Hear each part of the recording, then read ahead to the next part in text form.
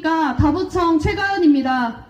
저는 사회주의, 공산주의, 전체주의 체제의 나라가 아닌 자유민주주의의 나라, 자유민주주의 대한민국에서 살고 싶습니다. 지금 대한민국은 대만처럼 될 것인가, 홍콩처럼 될 것인가의 기로에 서 있습니다. 우리는 자유민주주의를 지켜낸 대만을 본받아야 하고 중국에 의해 사회주의화된 홍콩과 같이 되어서는 안 됩니다. 맞습니다. 윤석열 대통령께서도 말씀하신 바와 같이 우리나라는 현재 중국과 하이브리드 전쟁을 펼치고 있는 상황입니다.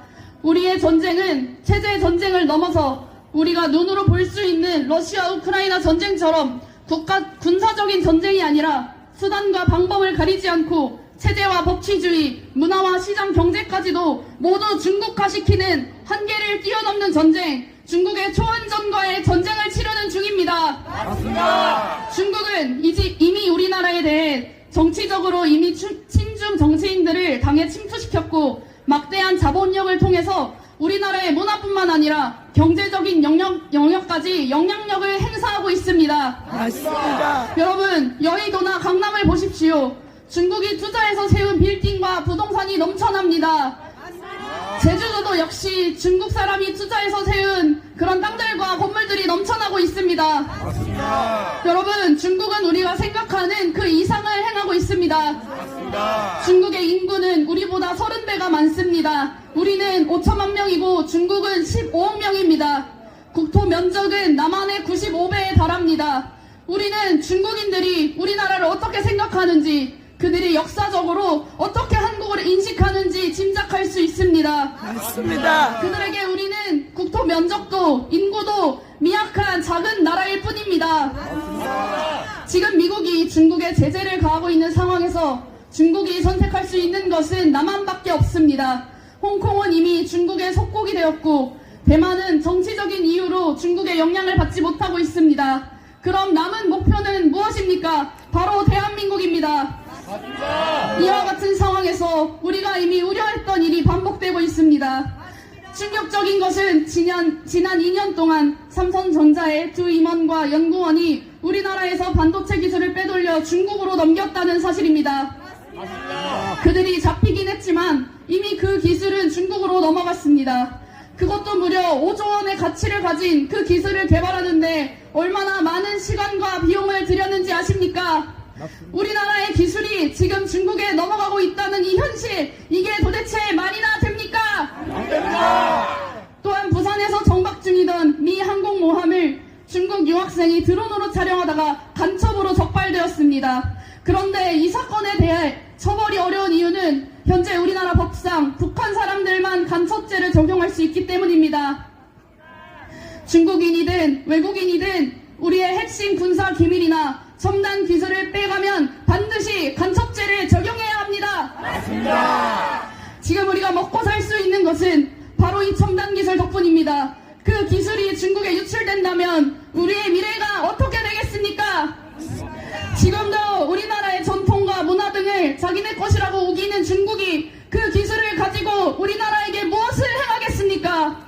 그래서 간첩죄 적용을 위해 법을 개정하려 하였으나 그것을 반대하며 오히려 간첩법을 폐지하자고 주장한 당이 있었습니까? 바로 민주당입니다. 맞습니다. 우리나라에 간첩이 분명히 존재하며 그 증거들이 드러나고 있는 이 상황 속에서 우리나라를 지킬 수 있는 간첩법 개정을 막으며 폐지하자고 주장하는 것은 어느 나라를 위함입니까? 중국입니까? 대한민국입니까?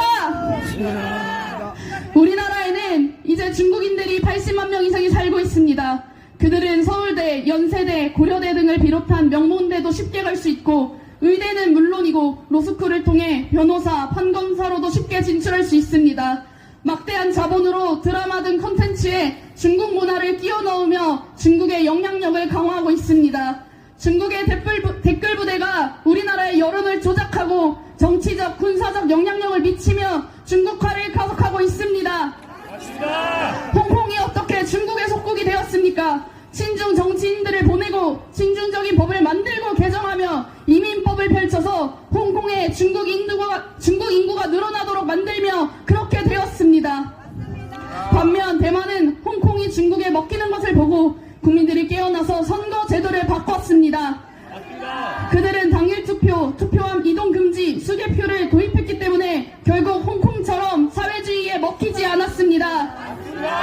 중국은 작은 나라는 무력으로 먹습니다. 그러나 힘 있는 나라는 선거를 장악해서 중요한 자리엔 사람을 꽂고 이민법을 개정해 인고로 잠식하는 방법으로 공격합니다. 한국은 힘이 있고 부유한 나라이기 때문에 무력이 아닌 차근차근 중국화의 단계를 밟고 있습니다. 이미 사회의 70% 이상은 중국의 영향 아래 있습니다. 이러한 상황에서 우리가 깨어있지 않고 목소리를 내지 않는다면, 행동하지 않는다면 우리는 결국 중국의 속국이 될 수밖에 없는 것입니다. 여러분, 그 위험이 이제 코앞까지 다가왔습니다. 다음 세대들, 우리 아이들이 중국의 속국에서 살도록 내버려 두실 겁니까? 중국으로부터 우리나라를 지키기 위해서는 철저한 한미 동맹을 통해 이런 침투를 막아내고 우리 대한민국이 똘똘 뭉쳐 힘을 길러야 합니다. 그러기 위해서는 빠른 시일 내로 윤석열 대통령 직무 복귀하고 자유민주주의를 지켜놔야 되지 않겠습니까? 대한민국의 자유민주주의를 지키는 길은 윤석열 대통령의 복귀입니다. 탄핵 반드시 각하되어야 합니다. 함께 외치겠습니다. 윤석열 대통령 탄핵을 각하하라! 각하하라! 각하하라! 각하하라! 마지막으로 김영도 재판관님, 정영식 재판관님, 김복형 재판관님, 조한창 재판관님, 부지 포기하지 마시고 마지막까지 힘내주십시오. 모든 어둠은 빛 가운데 드러날 것입니다. 마지막